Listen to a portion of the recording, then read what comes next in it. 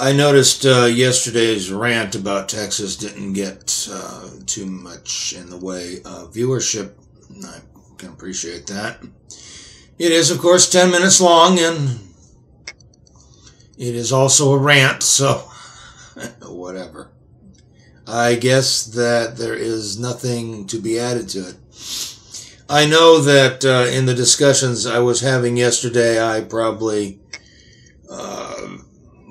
pissed off most of my expatriates, ex-Texas colleagues, whatever.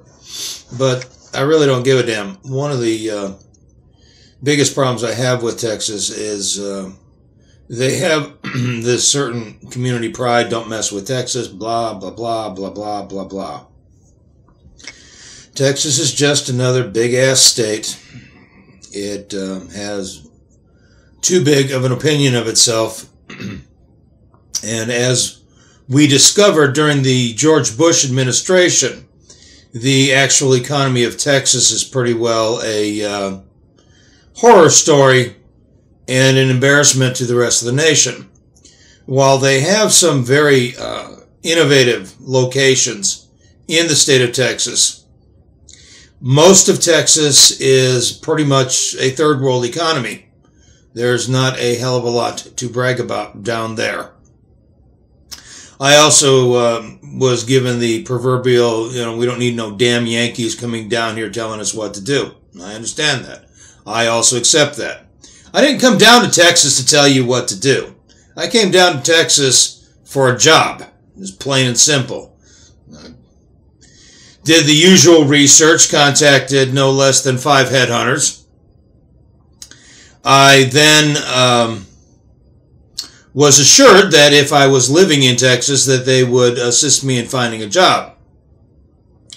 When I got down there, 3 of them would not even return my phone calls, and the 4th one said they didn't have anything for me, but I should go to apply at the railroad yard down there. And she was absolutely sure that I would be hired. I asked her if she had any contacts. Was that a contract? She told me no, but she was just sure that would happen. Well, it didn't. The one firm I did finally land a job with was your typical IT job, except in Texas there's no such thing as a typical IT job. Just before Labor Day of that year, I was moving a server rack because the people that delivered it dumped it off in the middle of the aisle and didn't deliver it to where it was supposed to be moved to. And as we were shutting down the building for the holiday, the manager wanted it moved. I was moving it. It fell off the dolly. It hit me, jacked up my back, and I filed with the company to, get medical treatment. And they told me that I had to wait until I got a insurance number from them to, be able to see a doctor. This, by the way, is illegal, but hey, this is Texas. They do what they damn well please. 90 days later, I insisted that I be allowed to see a doctor. They gave me the number. Then, lo and behold, the day later, they terminated me. This, of course, is also illegal, but since you're a contractor, they can simply say the contract was up and you can go your merry way. This put me into the Texas Workmen's Compensation Commission system, where I got a first-hand view of the abject disdain that Texans have for workers. We are, however, and you must understand this, we are all the field hands on the plantation. I would use a much more cursive word, or crass word, I should say, to describe the attitude down there. But that word can no longer be used in, shall we say, polite conversation. The end result is more than a year later after the accident, I ended up having surgery. The reason I had to have surgery was because of the delay in treatment. Again, I will tell you, this is illegal even under Texas law, but nobody chooses to enforce it because we are all field hands. The loss of income was tabulated somewhere in the neighborhood of $300,000 based on the delay both at the time of the injury as well as into the recovery time. So all this nonsense about how great Texas is in my opinion, just that. I ended up, after that, having to take a light-duty position as a security officer. Eventually, the insurance company paid me about a fifth of what they owed me, and I was told to go on my merry way. This is what happens when you have lawyers representing the insurance companies and ombudsmen representing the injured workers through, again, the Texas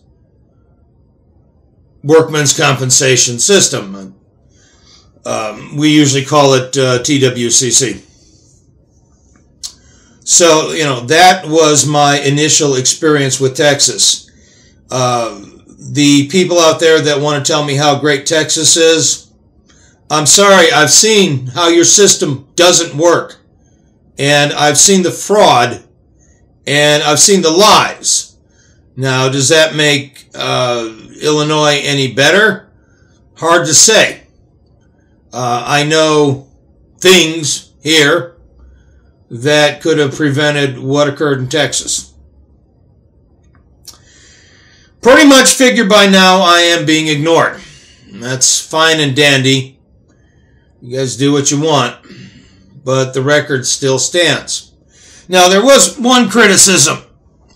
In the 13 years down in Texas, didn't I find anybody worth working with?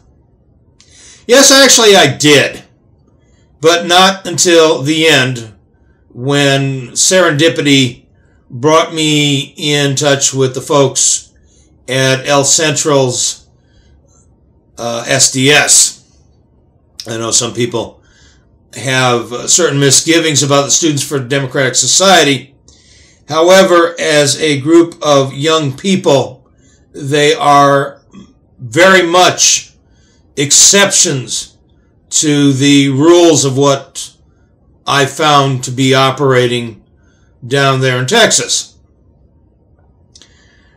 Not too sure what else to tell you at this point. For me, it's time to get on with my life. I spent yesterday looking for work. I found 10 viable positions, and I did the same this morning and found another 9. Now, will one of them hire me? Well, unfortunately, we have a environment where you still have 4 applicants for every job that's open. So I presume it's going to take some more time. But it is, by and large, time for me to get on with my life. As far as these videos were concerned, I was thinking about yanking them all and shutting down America's Magi channel last night, because I find it very frustrating that I don't get much in the way of viewership. But then I got to thinking about it, and it came to my mind that it really doesn't matter. The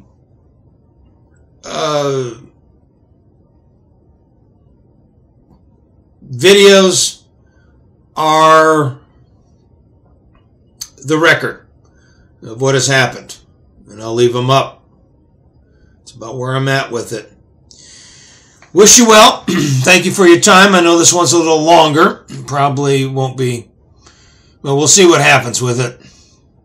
I do thank you for your time, and may your God go with you. Bye-bye for now.